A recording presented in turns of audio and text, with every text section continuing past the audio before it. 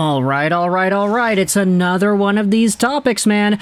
It's being labeled, it's right here in the article, one of the worst contracts in the NHL. Let's go. What exactly is it that we're talking about in this video? Let's head over to BleacherReport.com.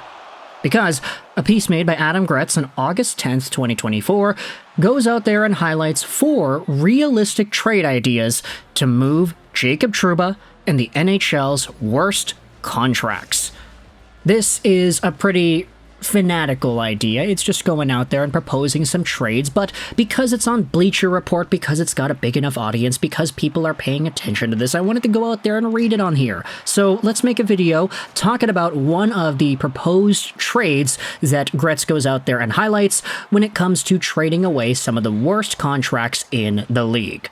There are some bad contracts around the NHL that some teams might want to move on from. Doing so might be difficult, but it's never impossible, as recent NHL history has shown us that even some of the league's worst contracts can be moved. It just takes a little creativity and perhaps another team with a similar contract that it would also like to move. So, let's get into how some of these teams could make their trades.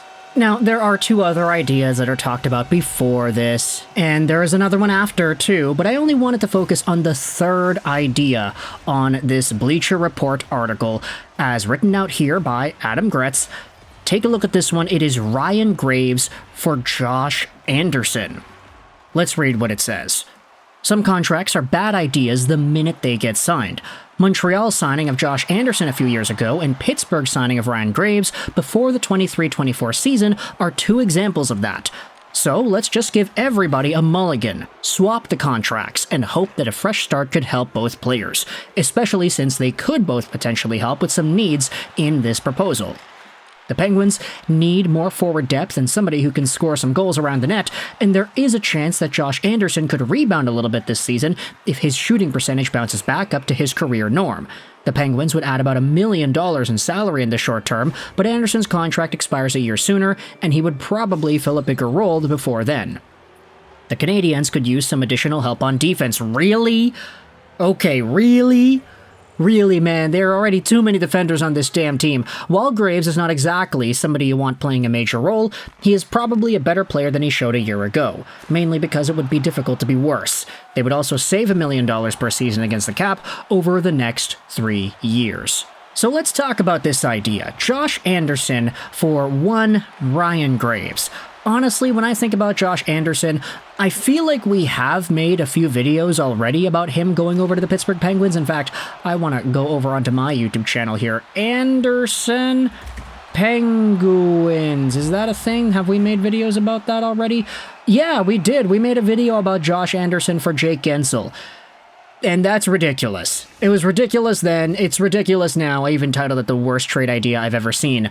But if you wanted to talk about Josh Anderson being linked to the Pens, Kyle Dubas, man, he's got a squad of older guys. He wants to remain competitive. He's holding on. He's got the chalk on his fingertips, and he's grasping onto the ledge of NHL competitiveness, trying to remain relevant and in the conversation. Yeah, Kyle Dubas has got that plan going on, and if he fully believes that a guy like Josh Anderson can bounce back and actually be the player that he was supposed to be with Montreal, then maybe there is some value there. Who really knows?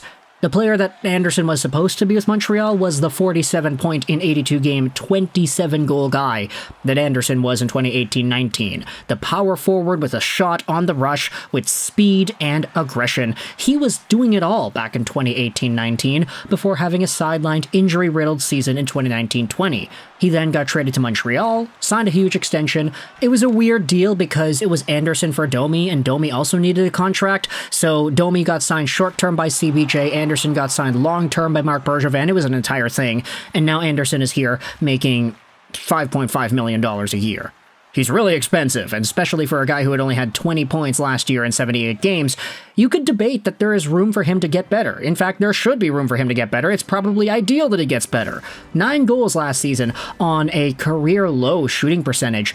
This is a player who, if he really bounces back, if you give him a role, if you put him alongside maybe the best center he could ever play with in his career in Sidney Crosby, then I'm not saying it's guaranteed, but Sidney Crosby has had some of the best success in his career playing alongside of guys that aren't really known as like top tier, absolute peak NHL wingers. Like, of course, Jake Guentzel is one of those, but think about some of the past line mates. Chris Kunitz? Yeah, no, Chris Kunitz made the 2014 Olympics because Sidney Crosby was there.